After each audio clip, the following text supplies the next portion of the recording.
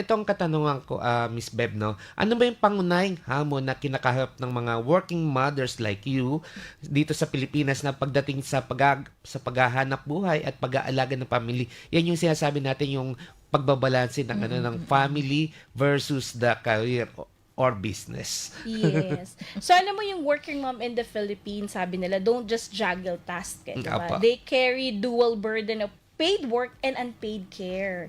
Kasi, diba, sa kultura natin, bilang nanay, responsibilidad din natin pangalagaan ng ating tahanan, no? Correct. So, iyon yung challenge, no, na nakikita ko bilang isang mompreneur after wearing your business hat. Pagdating mo sa bahay, you have to wear your yung Duster. correct.